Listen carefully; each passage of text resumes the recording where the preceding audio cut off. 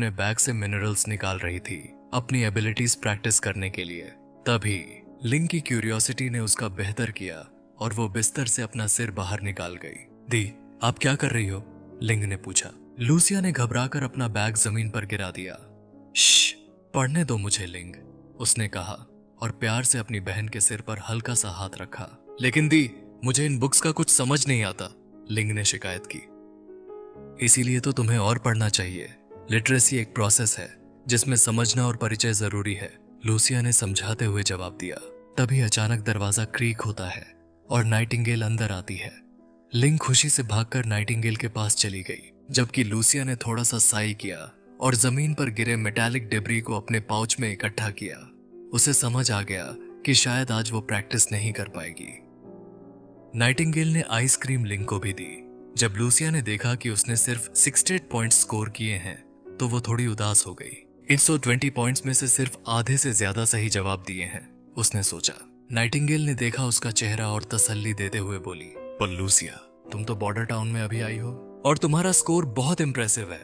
अगर तुम्हें कुछ समझ नहीं आए तो मुझसे पूछ सकती हो, लिंग ने दोनों हाथ उठाते हुए कहा। मुझे भी ज्वाइन करना है, मैं काम करना चाहती हूँ, नाइटिंगेल ने मुस्कुराते हुए जवाब दिया। बॉर्डर टाउन में काम करने के लिए मिनिमम एज 16 साल है।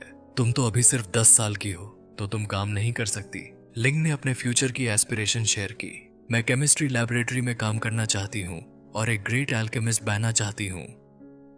नाइटिंगेल ने सिर हिलाकर मना किया। लैबोरेटरी में काम करना बहुत डेंजरस है।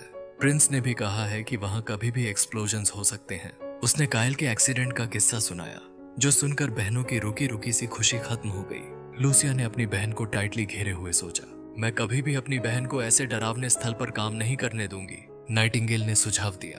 लिंग, तुम सिटी हॉल में काम करने का सोचो। सिविल सर्वेंट बनने का आइडिया प्रिंस का है। तभी लिंग ने लूसिया की गोद से छोड़ते हुए क्यूरियस होकर पूछा, सिस्टर नाइटिंगेल, क्या आपको प्रिंस पसंद है? लिंग को याद आया कि उसकी माँ ने कहा था कि अगर किसी लड़की के जुबान पर किसी का नाम बार बार आए तो वो उस व्यक्ति के लिए बहुत इंपॉर्टेंट होता है। लूसिया का चेहरा एकदम स्टिफ हो गया। ये क्या सवाल है, इतना सीधा, उसने सोचा। ये तो बहुत बदतमीजी थी। पैनिक में लूसिया ने जल्दी से लिंग का मुंह ढक दिया, लेकिन वो हैरान रह गई जब नाइटिंगेल सीधे जवाब दिया, हाँ, मुझे प्रिंस पसंद है। लूसिया ने मिनरल्स उठाते हुए प्रिंस से मिलने का सोचा। अब भी नाइटिंगेल के शब्दों की गूंज उसके कान में थी। उसने सोचा, ये तो इम्पॉसिबल है, एक विच और प्रिंस साथ कैसे हो सकते हैं। तभी बॉर्डर टाउन का लॉर्ड आया, बिल्कुल वैसे ही जैसे हमेशा, थोड़ी नींद में दिख रहा था, जैसे वो अभी अभी नैप से उठा हो। उसने अपने कुर्सी पर झुकाकर रिलैक्स होने की कोशिश की और उसका टोन सबसे फ्रेंडली था, जो कि आम तौर पर दूसरे नोबल्स से बिल्कुल अलग था। रोलैंड अपने कुर्सी पर झुककर रिलैक्स दिख रहे थे। उनका टोन पूरी तरह से फ्रेंडली था, जो कि बाकी नोबल्स से बिल्कुल अलग था, जो अक्सर स्टर्न होते हैं। वो एक एक करके अपने हाथ में मिनरल्स को ध्यान से देख रहे थे। ये मिनरल्स मुझे नहीं पता, कायल से इन्हें आइडेंटिफाई कराने का सोच रहा हूं, उन्होंने सोचा। फिर उन्होंने लूसिया को बैकयार्ड में अपनी एबिलिटीज प्रैक्टिस करने के लिए कहा। लेकिन जब लूसिया निकलने ही लगी, तब रोलैंड ने उसे बुलाया। लूसिया, तुम्हारे टेस्ट का परफॉर्मेंस बहुत अच्छा था। मैं चाहता हूं कि लिंग अगली बार सबके साथ पार्टिसिपेट करे, उन्होंने प्रशंसा की। लूसिया ने खुशी से रिस्पॉन्ड किया और झुककर निकल गई। रोलैंड ने छोटी सी लड़की को खुशी खुशी जाते देखा, फिर साई किया जब उन्होंने टेबल पर मेटालिक पार्टिकल्स को देखा। उन्हें रियलाइज हुआ कि वो बहुत नाइव थे, सोचकर कि वो लूसिया की एबिलिटीज से नॉर्दर्न स्लोप माइन में छुपे मिनरल्स को ढूंढ सकेंगे। लेकिन हकीकत ने उन्हें समझाया कि मैकेनिकल इंजीनियरिंग और जियोलॉजी के बीच का गैप कितना बड़ा है। कलर और शेप के मामले में ये मिनरल्स नियरली इनडिस्टिंग्विशेबल थे, जैसे आयरन, एल्यूमिनियम, मैग्नीशियम और पोटेशियम। हाई प्योरिटी स्टेट में सिल्वर व्हाइट मेटल्स की तरह दिखते हैं, जो नेकेड आई से पहचानना मुश्किल बना देते हैं। लगता है मुझे इस प्रॉब्लम को सॉल्व करने के लिए कायल पर ही भरोसा करना पड़ेगा, उन्होंने सोचा। तभी एक गार्ड दरवाजा खोलते हुए अंदर आया, हाथ में एक कॉन्फिडेंशियल लेटर लेकर। रोलैंड ने अपना क्विल साइड में रखा और एनवेलप खोला। लेटर पर कोई सिग्नेचर नहीं था और हैंडराइटिंग भी अनफेमिलियर थी, लेकिन एक ही लाइन ने बताया कि यह जरूर तासा से है। लेटर में लिखा था कि लगभग 1000 लोग आज कैपिटल से निकलकर वेस्टर्न फ्रंटियर की तरफ जा रहे हैं, वहीं चांगजी स्ट्रॉन्ग होल्ड थिएटर में जब ऑडियंस की विसल्स और अपलॉज सुनाई दी, कर्टन्स धीरे धीरे नीचे गिरने लगी। मैंने अपने माथे से पसीना पोंछते हुए एलिन की तरफ देखा, जो एक्साइटमेंट से भरी हुई थी। वाह, कितना अच्छा था, एलिन ने खुशी से कहा। और जैसे ही कर्टन गिरा, वो आगे बढ़कर मे को टाइटली हग कर गई। उसकी एक्टिंग ने मे की अप्रूवल हासिल की थी, लेकिन मे को लगा कि दूसरी यंग गर्ल्स की एक्टिंग कुछ खास नहीं थी। स्टिफ एक्सप्रेशंस और स्लो मूवमेंट्स के साथ उसने सभी मिस्टेक्स गिनना शुरू किया, जिससे छोटी लड़की की आंखों में आंसू आ गए। वाह, मे कितनी स्ट्रिक्ट है, बैकस्टेज क्रू ने हंसकर कहा। मैंने सिर हिलाते हुए कहा, आज ऑडियंस में ज्यादातर कॉमनर्स हैं। अगर ये नोबल्स होते तो वो हर छोटी बात पर नाइट पिक करते। तभी एक ग्रुप उनके आसपास आ गया। ये सब थिएटर के एक्टर्स थे और मैंने लीडिंग वुमन बेला को पहचान लिया। बेला ने मैं और उसके ग्रुप को मॉक करते हुए कहा, आप सब तो गांव के बेकार एक्टर्स हो। उसकी बातें सुनकर क्राउड में हंसना शुरू हो गया। एलिन ने जवाब देते हुए कहा, लेकिन ऑडियंस ने तो हमें ताली दी। बेला ने डिस्डेन से कहा, वो ऑडियंस जो हर दिन मिट्टी और खुदाई करती है, उन्हें ऑडियंस नहीं कहा जा सकता। अगर कुछ बंदर भी स्टेज पर चढ़ जाएं, तो वो भी चीयर करेंगे। फ्री टिकट्स के बिना कोई भी इस बकवास शो को नहीं देखता। तुम्हारे थिएटर की इनकम तो इन परफॉर्मेंसेस की वजह से बहुत कम हो गई है, बेला ने उन्हें डांटते हुए कहा, क्योंकि नोबल्स आने से इनकार कर रहे हैं। कोई भी ऐसे कुर्सियों पर नहीं बैठना चाहता जो मिट्टी और ग्रीस से भरी हैं। बेला के इरादे बिल्कुल स्पष्ट थे। उसकी एलिन और दूसरे एक्टर्स को डांटते देखकर सबको समझ आ गया कि असली निशाना तो मैं थी। मैंने कैजुअली घूमकर कहा, थिएटर की इनकम का कम होना सिर्फ फ्री एडमिशन की वजह से नहीं है। थिएटर मैनेजमेंट ने बिना किसी शक के अपने रॉयल हाइनेस और लॉर्ड पेट्रोव के साथ एक अग्रीमेंट किया है। जरूरी funds border town municipal hall से आएंगे। ये एक बिजनेस कॉन्ट्रैक्ट है, बच्चों का खेल नहीं। उसने आयरनी से देखा और कहा, और तुम तो सिर्फ चीख चीख कर गलतफहमी में हो। बेला, क्या तुम ये इम्प्लाई कर रही हो कि उनकी रॉयल हाइनेस के विचार कुछ कम हैं? रॉयल एरिस्टोक्रेसी को गाली देना तो भारी सजा का कारण बन सकता है, जैसे कि अपनी आवाज खो देना। बेला ने अपने दांत पीसते हुए कहा, मैं तो बॉर्डर टाउन आई है एलिन से नहीं, बल्कि फर्लिन से। उसकी बातें अधूरी रह गईं जब एक चमकदार लाल हाथ का निशान उसके बाएं हाथ पर लग गया। बेला ने हैरानी से अपने चेहरे को छुआ। मैंने गहरी सांस ली। उसने अपने इम्पल्स पर काबू पाया था। बेला के पीछे दो मेल एक्टर्स आगे आए और मे की एक्शंस की निंदा करते हुए उसके पास आए। मैंने सोचा, हाँ, मैंने इम्पल्सिवली एक्ट किया, लेकिन मुझे माफी मांगने की कोई जरूरत नहीं। उसने दोनों आदमियों को गुस्से से घूरा। उसने याद किया कि कार्टर ने कभी कहा था, जबकि मर्दों में ज्यादा ताकत होती है, उनमें कई कमजोरियां भी होती हैं। कुछ अटैक्स उन्हें तुरंत डिफेंसलेस बना सकते हैं। आज उसका जज्बा उसे तैयार रख रहा था अगर ये दोनों आदमी और नजदीक आए। तभी ड्रेसिंग रूम का दरवाजा जोर से खुला और एक आर्मर्ड नाइट अंदर आया। उसके पीछे कुछ आर्म्ड वॉरियर्स भी थे, जो अपनी स्पीयर्स क्राउड की तरफ पॉइंट कर रहे थे। उनका थोड़ा सा फ्रीज होना नेचुरल था, क्योंकि उन्हें लगा जो वो देख रहे हैं वो एक इल्यूजन है। लेकिन कुछ नहीं बदला। वो खुद देख रही थी कि नाइट का छुपते छुपाते एक स्माइल था, और वो नाइट और कोई नहीं बल्कि कार्टर था। कॉन्फ्लिक्ट जल्दी खत्म हो गया। उस इंटिमिडेटिंग नाइट को देखकर किसी ने एक और शब्द नहीं बोला। शाम को जब वो मे के घर वापस आए तो मे ने कार्टर के लिए एक ग्लास वाइन डाला। कार्टर को देखकर हैरानी हुई कि वेस्टर्न रीजन की सबसे पॉपुलर एक्टर का घर कितना आम है। मैंने समझाते हुए कहा, मैंने अपनी सारी सेविंग्स इस छोटी पुरानी घर में लगा दी, जो इनर सिटी के एक गहरे गली में है। छोटा और पुराना होने के बावजूद आउटर सिटी से दूर रहना मुझे हैरासमेंट और इल इंटेंशन से बचाएगा। कार्टर ने थोड़ा ऑकवर्डली माफी मांगी, लेकिन मैंने मुस्कुराते हुए उसे तसल्ली दी। कोई बात नहीं, सब ठीक है। उसने अपने लिए एक छोटा ग्लास वाइन डाला और पूछा, क्या तुम थिएटर का ऑर्डर ठीक करने और एक्टर्स के बीच के डिस्प्यूट्स को रिजॉल्व करने आए हो? कार्टर ने सिर हिलाते हुए जवाब दिया, नहीं, ये टिमोथी का काम है जो फिर से परेशानी कर रहा है। मैं पहले आया हूँ प्रिपरेशंस के लिए, और साथ ही तुम्हारा परफॉर्मेंस देखने का भी मन था। मैं एक पल के लिए थोड़ी फ्रीज हुई, फिर अपने सिर को हिलाया। ये सब मुझे नहीं बताना चाहिए था, उसने सोचा। कार्टर ने कहा, मुझे पता है कि कहां सीमा ड्रॉ करनी है। कार्टर ने कहा कि उसने जान लिया है कहां सीमा खींचनी है, और यह कोई कोवर्ट ऑपरेशन नहीं था। मैंने तुरंत कार्टर से ग्लास ऑफ वाइन ले लिया और कहा, तुम्हें मिशन के दौरान नहीं पीना चाहिए, लेकिन जब सब कुछ ठीक हो जाए तो मैं तुम्हें एक अच्छे ड्रिंक के लिए बुलाने का ख्याल रखूंगी। कार्टर की पहले की इनविटेशन का उसके दिल में पहले से ही जवाब था। कुछ चीजें सिर्फ कोशिश करने के बाद ही पता चलती हैं। बॉर्डर टाउन ही वही जगह है जहां मैं सच में रहना चाहती हूँ। उसने तय कर लिया था कि वो अपने पिता के साथ बॉर्डर टाउन चले जाएगी प्रदर्शन के बाद। पेट्रोव और 5 बड़े परिवार के सदस्य प्रिंस का स्वागत करते हैं। रोलैंड ने बताया कि टिमोथी के फोर्सेस की एग्जैक्ट संख्या और उनका रूट अभी तक क्लियर नहीं है, लेकिन वो बिना किसी शक के वेस्टर्न फ्रंटियर को टारगेट कर रहे हैं।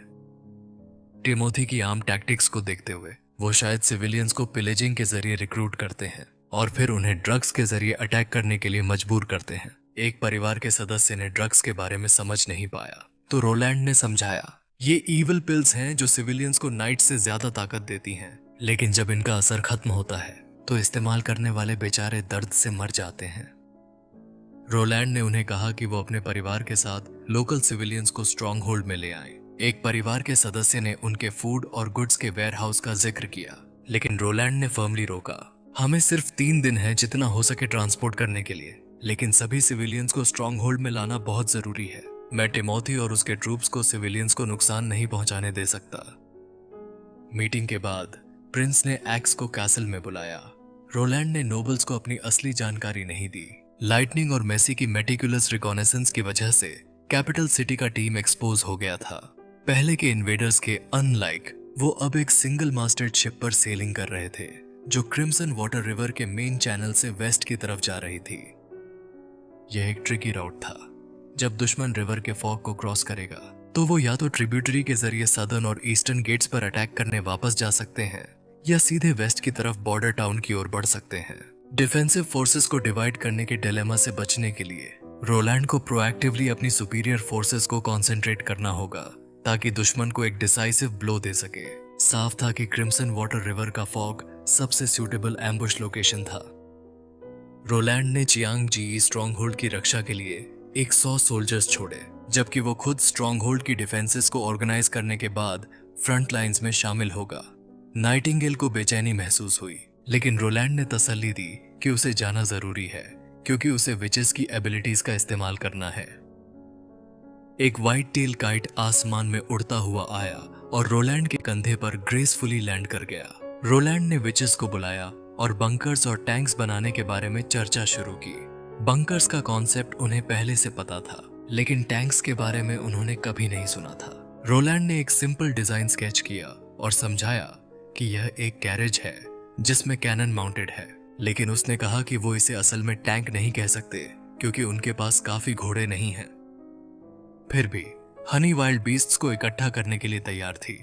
नैनोल्ले ने पूछा, क्या बीस्ट्स जो कैनन्स को खींचती हैं उन्हें टैंक्स कहा जा सकता है? रोलैंड ने सच्चे दिल से जवाब दिया, बिल्कुल, हम इन्हें टाइगर स्टाइल और लेपर्ड स्टाइल कह सकते हैं। उसके बाद रोलैंड ने लियान के साथ अपने प्लान को साझा किया। उसने तय किया था कि वो मुख्य नदी चैनल के दोनों तरफ डिफेंसिव लाइंस स्थापित करेगा। उसने स्टिक्स से एक रफ डायग्राम बनाया, लेकिन लियान को पूरी तरह समझ नहीं आया। ये सोल्जर्स को अच्छे से छिपने की जगह देगा भी, उसने कहा, लेकिन मुझे शक है कि ये टिमोथी की फ्लीट को रुकने नहीं देगा।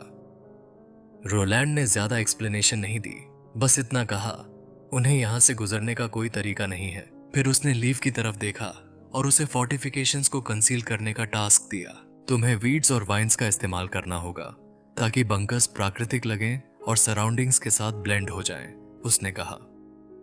लीफ ने लियान को तसल्ली दी, हमें प्रिंस पर भरोसा करना चाहिए। रोलैंड के दिमाग में यह ख्याल था कि जब कैनन्स वेल डिस्गाइज्ड फोर्टिफिकेशंस में पुश किए जाएंगे तो हर कंपार्टमेंट राउंड्स के बाद राउंड्स फायर करेगा।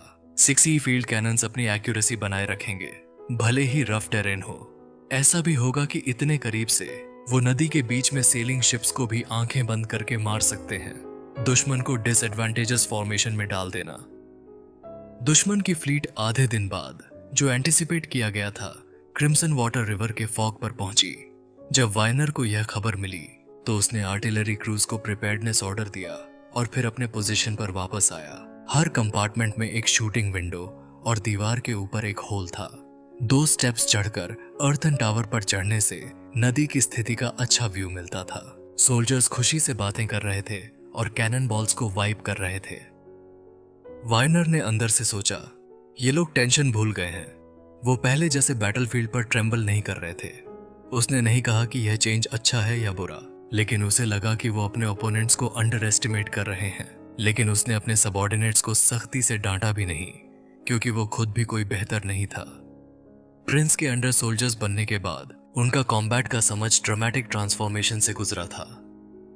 ब्लडी और ब्रूटल फाइटिंग स्ट्रेंथ स्किल या ब्रेवरी से अनरिलेटेड लगती थी। वो सिर्फ ट्रेनिंग के मेमोराइज किए गए स्टेप्स को दोहरा रहे थे।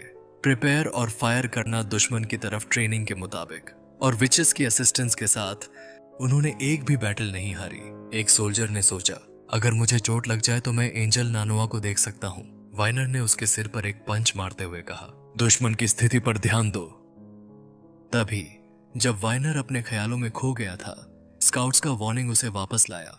सोल्जर्स की एक्सप्रेशंस बदल गईं और उन्होंने एम्यूनिशन लोड करना शुरू किया। सीरियस होते हुए ऑर्डर्स का इंतजार करते हुए कंपार्टमेंट्स बस्लिंग हो गए। उन्होंने यह स्टेप बहुत बार प्रैक्टिस किया था। वो साइलेंटली अटैक सिग्नल फ्लैग का इंतजार कर रहे थे।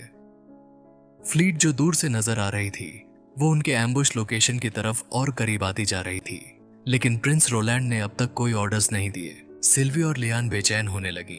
डर था कि शायद उन्हें मैसेंजर्स को कमांड्स रिले करने का समय नहीं मिलेगा। ये लगभग देर हो रहा था। फ्लीट को फॉर्क के पार से गुजरने से रोकने का समय। टाइम है द मैसेंजर्स को अपने कमांड्स देने का, रोलैंड ने कहा, पर फ्लीट को रोकने का वक्त लगभग खत्म हो चुका था।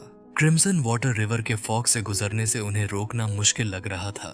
2 विचेस, ध्यान दो, रोलैंड ने निर्देश दिया। तभी एक डेफनिंग रॉर ने नदी के पार गूंज उठाई, जैसे अटैक का सिग्नल दिया गया हो। थिक स्मोक और फ्लेम्स एक साथ डोजन बंकर से निकलते हैं, साथ ही थंडरस एक्सप्लोजन्स की कंटिन्यूअस गूंज भी। लियोन ने नदी की तरफ देखा। उसे समझ नहीं आया कि वह क्या देख रही है। क्या यह सब सच है? उसने सोचा, जैसे वह सामने अनफोल्डिंग हो रहे केओस को समझने की कोशिश कर रही थी। उस वक्त सिर्फ धुंधली आंखें और गम भरी सोच थी, पर देखा कि क्या हो रहा था, यह उसके लिए असंभव लग रहा था। कोई नाइट्स या भाड़े के सैनिक नजदीकी मुकाबले में शामिल नहीं थे, फिर भी पहले सेलिंग जहाज का डेक जैसे विस्फोट हुआ हो। चूर चूर के टुकड़े और शरीर के अंग सभी दिशाओं में बिखर गए, और जहाज पर मौजूद चालक दल तुरंत मारे गए या घायल हो गए। खून की धुंध उठ रही थी और डेक को रंग रही थी। वह केवल एक काले गोले को बंकरों से निकलते हुए देख सकती थी, जिसे उसने बेकार समझा, जो एक क्षण के लिए झूलने के बाद गरजती हुई आवाज के साथ नीचे गिरा। 2 नाइट्स को नीचे गिरा दिया जो अभी अभी केबिन से डेक पर चढ़े थे। सिल्वी को आखिरकार समझ में आया कि राजकुमार का क्या मतलब था जब उन्होंने कहा था कि वे नहीं बचेंगे। हालांकि उनके अधीनस्थों ने यह कैसे किया?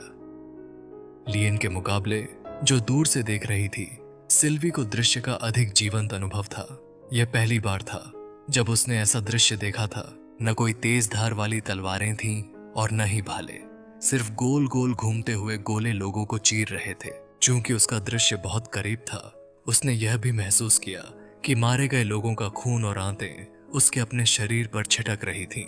कई अन्य लोहे के गोलों से मारे गए, या तो उनके अंग कट गए या उनके खोपड़ी चकनाचूर हो गई। जहाज का केबिन अब बहते तरल पदार्थों और लाल और सफेद के मिश्रण से भरा हुआ था। प्रिंस रोलैंड ने सिल्वी की परेशानी देखी और उसे एक रूमाल दिया। ये लो, और आगे देखने की कोशिश मत करो, अपनी एबिलिटीज को मत इस्तेमाल करो, उसने समझाया। सिल्वी ने रूमाल लिया और अपना मुंह पोंछने लगी। शायद ये वही जबरदस्त इन्वेंशन है जो मैसी और लाइटनिंग ने बात की थी, उसने सोचा। लेकिन उस वक्त किसी ने इस पर ज्यादा ध्यान नहीं दिया, क्योंकि ऐसा हथियार सोचना मुश्किल था जब तक खुद नहीं देखा हो। यह सब क्या हो रहा है? उसने अपने आप से पूछा। कोई ऐसा हथियार कैसे बना सकता है?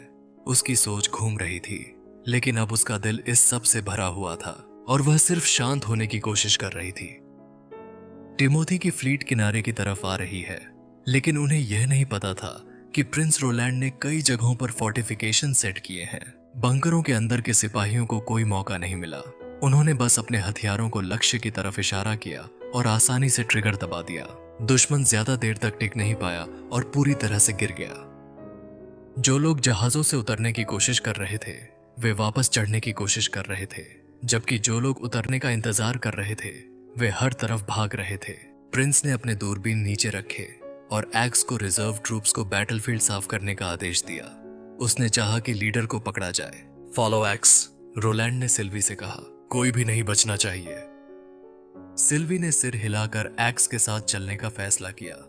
उसने अचानक समझा कि प्रिंस रोलैंड बिना किसी डर के विचेस की रक्षा क्यों कर रहा है। इस शक्ति के साथ चर्च की डिवाइन पनिशमेंट आर्मी भी आसानी से उसे नहीं हरा सकती थी। एक्स 2 कैदियों के साथ आया। रोलैंड ने कुछ नहीं पूछा। तभी एक कैदी जोरदार चीख उठाता है, मैं एक बाक नाइट हूं, मेरे परिवार को पत्र लिखने की अनुमति दो। उसने सुनिश्चित किया कि उसका परिवार अच्छा रंगदांगी देगा। दूसरा व्यक्ति अपने आप को एक नोबलमैन का दूसरा बेटा बताता है और वह भी रंगदांगी देने की इच्छा व्यक्त करता है। रोलैंड ने भौहें उठाई। क्या ये दोनों वही हैं जिन्होंने हमले का नेतृत्व किया? दोनों डर गए और जल्दी से सर विंसेंट का नाम लिया, जो उन्होंने कहा कि पहले वेव में ही मारा गया। उन्होंने अपनी रस्सियां खींचने की भी मांग की, उम्मीद करते हुए कि उन्हें अच्छा इलाज मिलेगा। दोनों ने थोड़ा सोचा, लेकिन अपने वचन को तोड़ने से मना कर दिया। रोलैंड ने उदासीनता से सिर हिलाकर गार्ड्स को उन्हें ले जाने का आदेश दिया और एक्स को हैंडओवर करने को कहा। रोलैंड ने एक्स से कहा, तुम्हारे पास किसी भी तरीके से इंटेलिजेंस लेने की कोई रोक नहीं है। उसका टोन ठंडा हो गया। जब तुम उनसे पूछ ले लो तो उन्हें मार दिया जाए। रोलैंड बॉर्डर टाउन वापस आया। एक्स भी साथ था, जो इंटेरोगेशन से सब इंफॉर्मेशन लेकर आया था। यार देखो, एक्स ने कहा, यह सिर्फ वैनगार्ड फोर्स है। टिमोथी ने वेस्टर्न बॉर्डर्स पर अटैक करने के लिए एक के बाद एक मिलिशिया फोर्स भेजी है। रोलैंड ने गमगीन होते हुए कहा, इसने गार्सिया को ग्रीन वाटर पोर्ट पर भी ऐसे ही डील किया। इन फोर्सेस में ज्यादातर क्रिमिनल्स, रैट्स और अलग अलग जगह से इकट्ठा किए गए रेफ्यूजीज हैं। एक्स ने गौर से सुना। एनिमी नाइट्स की इंटेलिजेंस कहती है कि टिमोथी ने इन लोगों को शुरू में वर्बल प्रोमिसेस देकर बहलाया और जब वो पिल्स लेने आए तब वो उसके कंट्रोल में आ गए। ये अटैक बॉर्डर टाउन की रिसोर्सेज को खत्म करने के लिए है। रोलैंड ने गुस्से से कहा, सर विंसेंट को लगता है कि अगर 8000 मिलिशियामैन पिल्स लेते हैं तो लगभग 3000 कैजुअल्टीज हो सकती हैं। ये बॉर्डर टाउन के लिए बहुत बड़ा नुकसान होगा। रोलैंड ने महसूस किया कि उसके अंदर गुस्सा और फ्रस्ट्रेशन की एक आग जल रही है। टिमोथी तो सिर्फ कैनन फॉडर भेज रहा है। अगर मैं बिना किसी नुकसान के जीत भी गया तो ये सिर्फ एक पैरिक विक्ट्री होगी। उसकी सबसे बड़ी चिंता ये थी कि इस बेकार के युद्ध को कैसे खत्म किया जाए। अगर ग्रे कासल एक हो गया तो लोग कब तक खुशहाल हो सकेंगे। उसने याद किया कि डीमंस का महीना आने वाला है और जल्द ही वेस्टर्न बॉर्डर पर भारी बर्फ गिरने लगी। टिमोथी ये सब कुछ विंटर से पहले करना चाहता है। रोलैंड ने आंखें बंद करके सोचा और युद्ध को रोकने की अपनी इच्छा व्यक्त की। एनवॉइस भेजने या डिप्लोमेटिक कम्युनिकेशन बेकार है। मुझे लोगों को टिमोथी से बचाना है। उसने सोचा कि लोगों को इवैक्यूएट करना पड़ेगा पहले कि टिमोथी उन तक न पहुंचे, और साथ ही वो टिमोथी को वेस्टर्न बॉर्डर्स के लिए डर दिलाना चाहता था।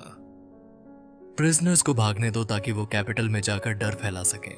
रोलैंड ने सोचा, चाहे इससे उनकी टैक्टिक्स और वेपन्स का एक्सपोजर हो, पर मुझे इस बात की चिंता नहीं है क्योंकि उनके पास मैन्युफैक्चरिंग का तरीका नहीं है। आखिर में रोलैंड ने एक वार्निंग लेटर लिखने का फैसला किया, जिसमें अटैक का दिन पहले से बताने का प्लान था और फिर उसी दिन पर आक्रमण करना था। अब मैं वो कमजोर न्यूकमर नहीं रहा जो छिपना पड़ता था। उसने सोचा, अब समय है अपनी असली ताकत दिखाने का। वो चाहता था कि लोगों को उसकी मौजूदगी का पता चले। ये वैनिटी से नहीं, बल्कि अपने टेरिटरी और इन्फ्लुएंस को बढ़ाने के लिए है। एक ऐसी किंगडम जो कॉर्प्सेस और रूइंस से भरी हो, उससे मुझे कोई फायदा नहीं। इस डेमोन्स्ट्रेशन के जरिए उसने उम्मीद की कि और लोग वेस्टर्न बॉर्डर्स की तरफ आएंगे और उसके साथ खड़े होंगे, जैसे कि वादा किया गया था। बॉर्डर टाउन पर मार्गरेट ट्रेडिंग कंपनी का आना हुआ। उन्होंने एक शानदार फीस्ट का मजा लेते हुए गार्सिया की ब्लैक सेल फ्लीट के बारे में चर्चा की। कहा जा रहा था कि उन्होंने कई शहरों को लूटकर समुद्र के किनारे पर नॉर्थ की तरफ सेल किया और अब कोई नहीं जानता कि वो कहां गए। मार्गरेट ने हॉट एयर बलून के बारे में पूछा तो रोलैंड ने उन्हें बैकयार्ड में ले जाकर बताया कि इसे कैसे ऑपरेट करना है। सेफ्टी के बारे में भी समझाया। जब बलून इन्फ्लेट हुआ तो वो बारिश, आग और यहाँ तक कि परिंदों के बीक से भी प्रभावित नहीं हुआ। ये सब कैसे होता है? मार्गरेट ने पूछा। कितने गैस कैनिस्टर्स चाहिए? रोलैंड ने जवाब दिया, एक हॉट एयर बलून के लिए लगभग 5 या 6 कैनिस्टर्स चाहिए होते हैं। मार्गरेट ने सोचा, ये एल्केमिकल टेक्नोलॉजी काफी महंगी होगी। रोलैंड ने खांसी की और अपने सेल्स टैक्टिक्स का इस्तेमाल करते हुए कहा, पहली बार बलून को इन्फ्लेट करने का कोई चार्ज नहीं और साथ में एक कॉम्प्लीमेंट्री कैमोफ्लाज आउटफिट भी मिलेगा। कैरावैन के जाने के बाद रोलैंड ने गहरी सांस ली। ट्रेजरी फिर से भर गई है। उसने सोचा, अब मैं पॉपुलेशन एक्सपैंड कर सकता हूं। उसने आसमान की तरफ देखा, सोचता हुआ कि अगले साल शहर कैसे बनेगा। क्रिम्सन वाटर रिवर के किनारे जरूर रेजिडेंशियल हाउसेस होंगे। फिर रोलैंड ने तय किया कि वो एना से बैकयार्ड में मिलने जाएगा, जो नॉर्दर्न स्लोप पर था। जब वो अंदर गया, पहली चीज जो उसने देखी वो थी फ्लोर पर बिछे मेटल ब्लॉक्स। रोलैंड हैरान रह गया देखकर कि इनका संख्या 2000 से ज्यादा हो चुका था। एना ने बताया, ब्लॉक 157 काफी स्टर्डी है और 2284 तो हार्डनेस और टफनेस दोनों में एक्सेल करता है। लूसिया के हाथ में एक छोटी नोटबुक थी और उसने रिपोर्ट किया कि ब्लॉक 2284 में 0.8% कार्बन और 15.2% अननोन एलिमेंट्स हैं। एना और लूसिया के टेस्ट काफी मायने रखते थे। रोलैंड ने लूसिया को कहा कि वो ओर्स को वेरियस रॉ मटेरियल्स में तोड़ दे और फिर एना उन्हें प्योर आयरन के साथ अलग मास रेशियोज में ब्लेंड करे। स्टील तो आयरन कार्बन एलॉय है, रोलैंड ने सोचा। जितना ज्यादा कार्बन होगा उतना ही पिग आयरन बनेगा और अगर कोई कार्बन नहीं तो प्योर आयरन मिलेगा। उसने जाना कि कार्बन कंटेंट के अंदर रेंज डिटरमिन करना जरूरी है, क्योंकि थोड़ा फ्लक्चुएशन भी मेटल के प्रॉपर्टीज को बदल सकता है। थोड़ी हिम्मत देने के बाद रोलैंड बैठ गया और दोनों लड़कियों को काम करते हुए देखता रहा। ऑटम का सूरज अब भी चमक रहा था, पर उसकी गर्मी समर की तरह नहीं थी। उसने अपने शरीर में एक गर्म एहसास महसूस किया, एक पुरानी शांति के साथ। जब कोर्टयार्ड धीरे धीरे खामोश होने लगा, तब अचानक उसने अपने माथे पर एक नरम हाथ महसूस किया। लूसिया नहीं थी, पर आना उसके सामने खड़ी थी। आपको ठंड लग जाएगी योर हाइनेस, आना ने चेतावनी दी। एना ने रोलैंड की आंखों में देखा और समझा कि उसके पास कुछ कहने के लिए है। रोलैंड ने एक पल थोड़ा हेजिटेंट होते हुए फिर नाकर से सिर हिला दिया। उसने एना का हाथ पकड़ते हुए कहा, पॉपुलेशन एक्सपैंड करने का प्लान है। उसने पहले के फ्रीडम ऑफ चॉइस का जिक्र किया, पर अब समय बचाने के लिए कुछ half enticing half coercive methods का इस्तेमाल करना पड़ा। मैं ये सब कुछ इसलिए कर रहा हूं ताकि सिविलियंस को मजबूर नहीं करना पड़े। रोलैंड ये सब कुछ इसलिए कर रहा था ताकि सिविलियंस को टिमोथी के द्वारा मजबूरी से कंस्क्रिप्ट नहीं किया जाए और वो पिल्स की मार से न गुजरे। लेकिन जब उसने सोचा तो उसे एहसास हुआ कि उसकी एक्शंस भी टिमोथी से ज्यादा अलग नहीं है, सिर्फ उनके गोल्स में फर्क है। एना ने रोलैंड का मुंह ढकते हुए समझाया, आपको चिंता करने की जरूरत नहीं है। मैं जानती हूं कि आपकी इंटेंशंस अच्छी हैं, लेकिन आपको यह भी समझना होगा कि आपके साथ कोई और नहीं है जो आपके एक्शंस को समझेगा। रोलैंड को समझ नहीं आया कि क्या ज्यादा जरूरी है, मेथड्स या डिजायर्ड आउटकम्स। उसे सोचने का मौका नहीं मिला क्योंकि एना उसके पास और करीब आई, उसका हाथ पकड़ते हुए और धीरे से उसके कान में कहा, मैं आपका ख्याल रखूंगी। स्लम्बरिंग आइल का माहौल हर दिन बेहतर होता जा रहा था।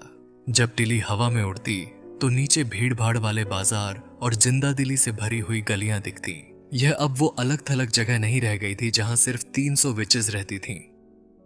नेगोशिएशंस और अग्रीमेंट्स के जरिए उन्होंने सराउंडिंग आइलैंड्स के साथ कमर्शियल कनेक्शंस बना लिए थे। टिली ने कुछ ओवरक्राउडेड विलेज आइलैंड से आम नागरिकों का एक समूह भी लाया था। हालांकि वो अभी आइलैंड के आउटस्कर्ट्स पर रहते थे।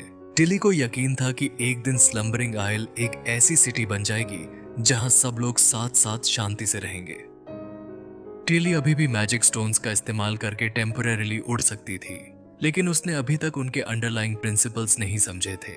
जब वो एशेस से बात कर रही थी, तब एक बड़ा सफेद परिंदा आसमान से नीचे आया।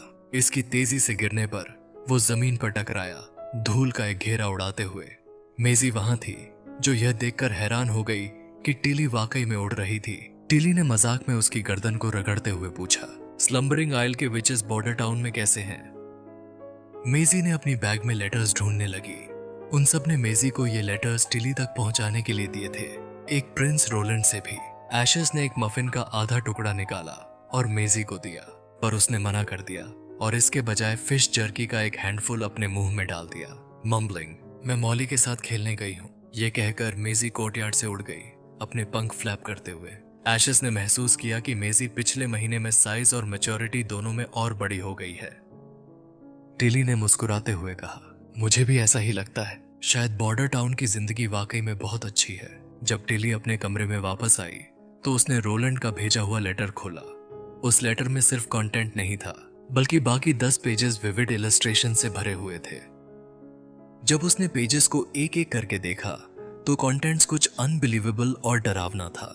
बैकग्राउंड में एक सुनसान वेस्टलैंड दिख रहा था, जब 2 मॉन्स्ट्रस क्रीचर्स विचेस के एक समूह के साथ फियर्सली लड़ रहे थे। विचेस को क्लियरली डिसएडवांटेज महसूस हो रहा था। उनकी एबिलिटीज असर नहीं कर रही थी। आखिरी ड्राइंग तक कई विचेस खून में लटे हुए नजर आ रहे थे। टिली ने लेटर को घबराहट में पकड़ा और जल्दी से उसके कंटेंट्स को देखा। उसका दिल धड़कने लगा जब उसने लेटर में बार बार आता हुआ एक शब्द देखा, डीमंस। लेटर में लिखा था कि हकारा ने एक एंशिएंट बुक हासिल की और विचेस को डेसोलेशन माउंटेन्स के पार होली माउंटेन की तलाश में ले गया, लेकिन उन्होंने होली माउंटेन नहीं पाया। डेसोलेशन माउंटेन्स के पार होली माउंटेन की तलाश में टिली और विचेस ने वहां भयानक मॉन्स्टर्स का सामना किया। ये क्रीचर्स एक्स्ट्रॉर्डिनरी ताकत रखते थे, तेजी से मूव करते थे और डिमोनिक बीस्ट्स को कमांड करने की क्षमता रखते थे। उनमें से एक ऐसा था जो अपने हाथों से बिजली भी छोड़ सकता था। थोड़ी देर सोचने के बाद टिली ने फैसला किया कि वह इन सब बातों को साइड में रखेगी और सिल्टीज लेटर निकाला। उसने बॉर्डर टाउन के लॉर्ड के बारे में जानने की कोशिश की, लेकिन लेटर का पहला वाक्य देखकर वो हैरान रह गई।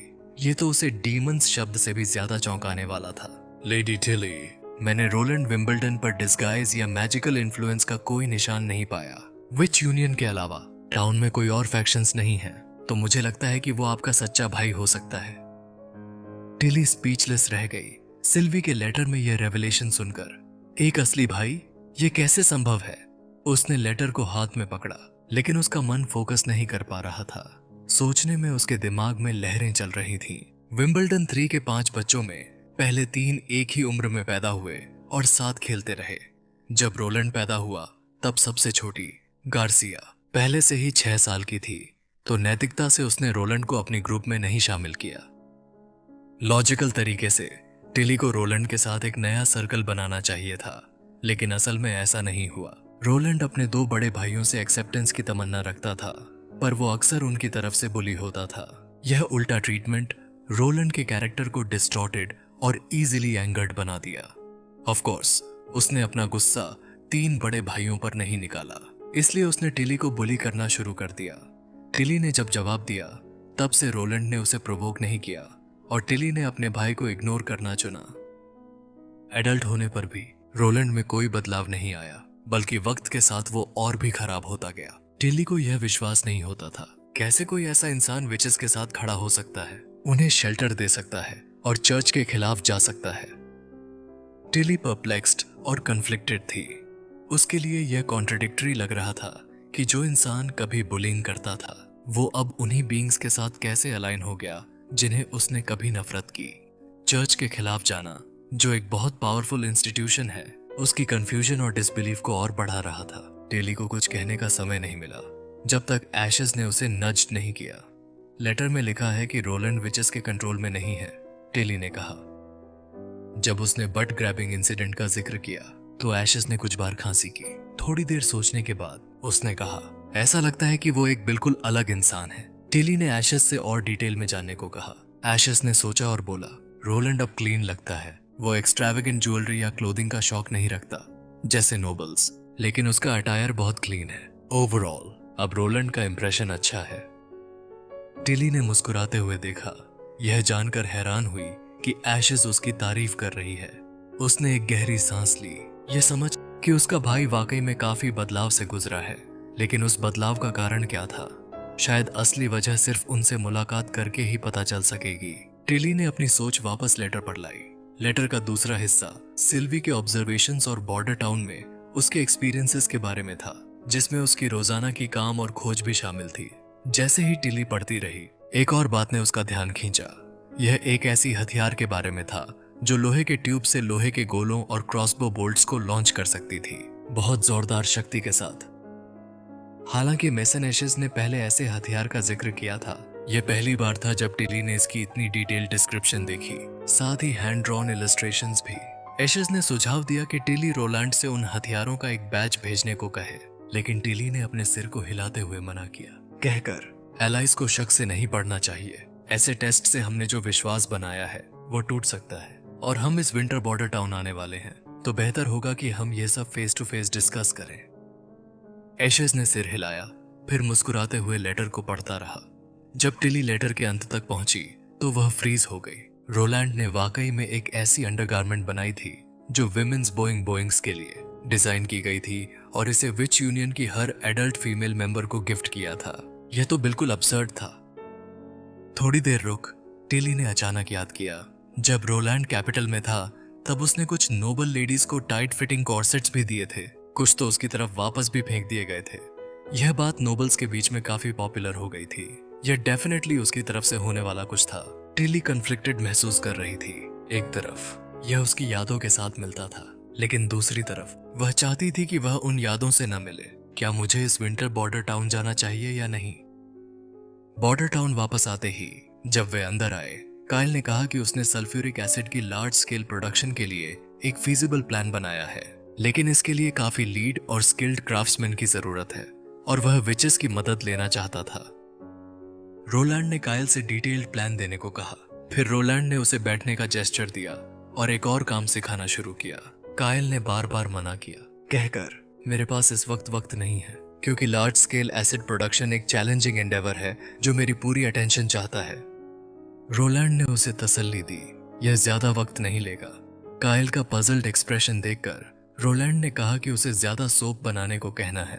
कायल ने तुरंत एलिमेंट्री केमिस्ट्री में सपोनिफिकेशन रिएक्शन याद किया, जो सोडियम हाइड्रोक्साइड और फैट्स या ऑयल्स के बीच के रिएक्शन से अल्कोहल और सॉल्ट प्रोड्यूस करता है। यह सुनकर एक एल्केमिस्ट के मुंह से स्टैंडर्ड केमिकल टर्म्स सुनना एक अजीब महसूस होता था।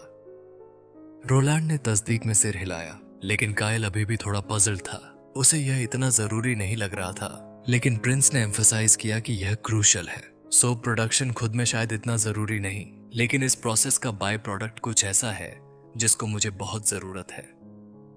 कायल ने तुरंत समझा कि यह अल्कोहल है और रोलैंड ने कंफर्म किया कि उसे ग्लाइसरीन की जरूरत है, क्योंकि यह एक हाईली इंपॉर्टेंट इंग्रेडिएंट है।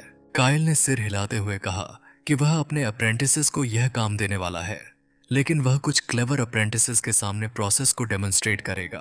अपने मिशन को अंजाम देने के लिए रोलैंड ने इस आइडिया को सुना और सोचा कि यह एक अच्छा प्लान है।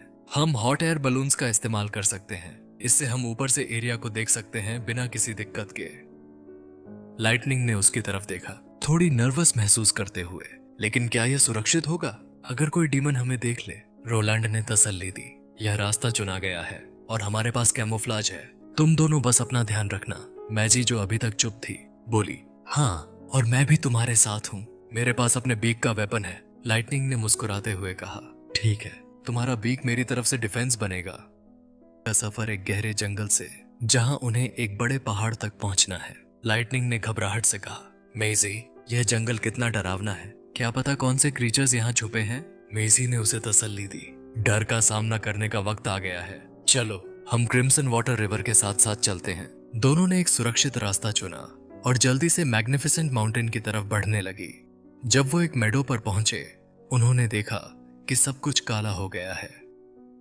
मेजी ने काला पत्थर पहचाना। हाँ, मुझे ये बहुत हार्ड लग रहा है। लाइटनिंग ने कुछ पत्थर उठाए और सोचा, इन्हें हिज हाइनेस को दिखाना है। उसने मेजी को रोका, तुम यहाँ रुको, मैं थोड़ी देर के लिए जा रही हूँ। फिर उसने विंड गॉगल्स पहने और मैक्सिमम स्पीड से उड़ान भर दी।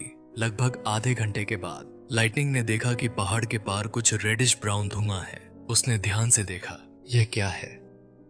Scene shift. रोलैंड अपने डेस्क पर बैठे हैं, तभी उन्हें खिड़की से टैपिंग की आवाज सुनाई देती है। जब उन्होंने देखा तो लाइटनिंग खिड़की पर लटकी हुई मिली। उसका चेहरा घबराहट से भरा हुआ था। क्या हुआ लाइटनिंग? रोलैंड ने प्यार से पूछा। लाइटनिंग ने कहा, काले पत्थर, बड़ा स्नोई माउंटेन। मेजी ने विंग्स फ्लैप करके रिपोर्ट दी। लाइटनिंग ने गम भरी आंखों से बोला, मैंने एक डीमन देखा।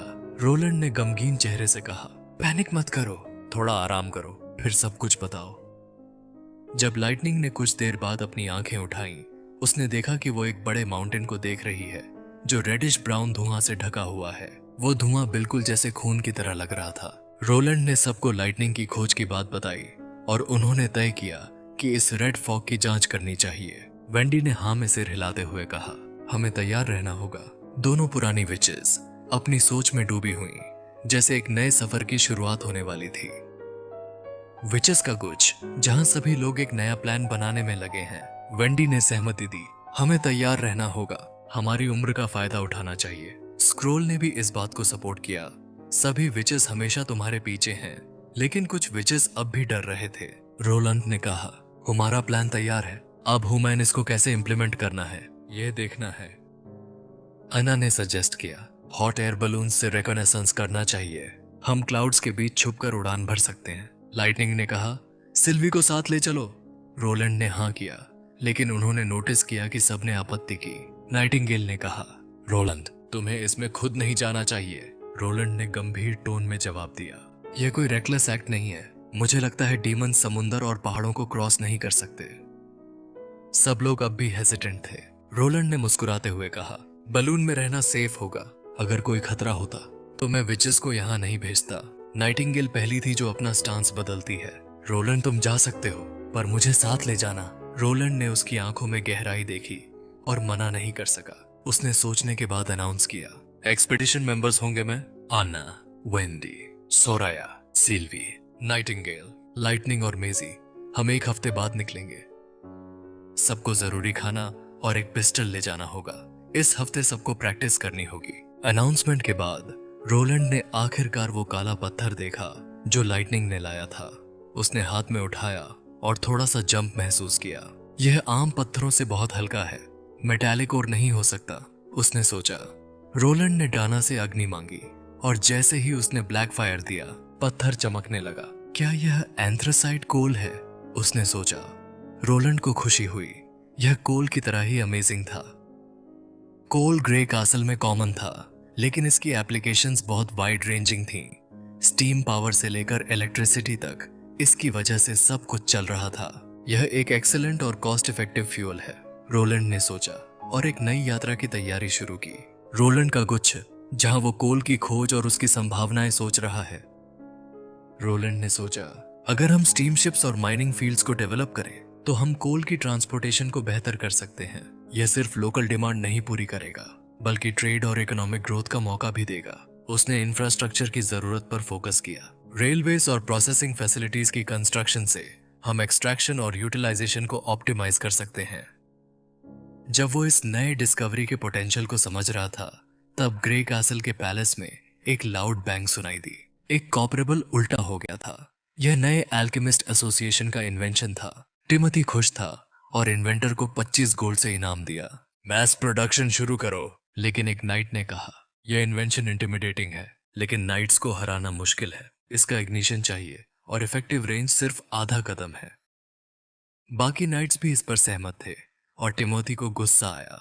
अगर गार्सिया अल्केमिस्ट को नहीं भगाता तो हम ग्रे कैसल जीत चुके होते, उसने सोचा। तभी एक एंग्शियस गार्ड पैलेस हॉल में आया और नील किया। टिमोथी, मिलिशिया फोर्स को वेस्टर्न बॉर्डर पर भारी नुकसान हुआ है। उन्होंने एक लेटर लाए हैं रोलैंड विंबलडन से। लेटर ने बताया कि टिमोथी का अटैक गलत था और अब उसे इसकी कीमत चुकानी पड़ेगी। रोलैंड ने डिक्लेयर किया कि वो दूसरे महीने के शुरुआत में कैपिटल पर अटैक करेगा। सब देखेंगे टिमोथी की थ्रोन पर शक की पकड़, गार्ड ने रिपोर्ट किया। टिमोथी का दिल धड़क रहा था। जैसे ही यह खबर उनके दिमाग में घुसी, उसने सोचा, मुझे तैयार रहना होगा। अगर आपको मांगा का एक्सप्लेनेशन देखना पसंद है तो जल्दी से चैनल को सब्सक्राइब कर दीजिए, क्योंकि इस चैनल पर डेली के वीडियोस आते रहेंगे। और वीडियो अच्छी लगी हो तो वीडियो को लाइक भी कर दीजिए। तो फिर मिलते हैं कल के वीडियो में। वीडियो देखने के लिए आप सबका धन्यवाद।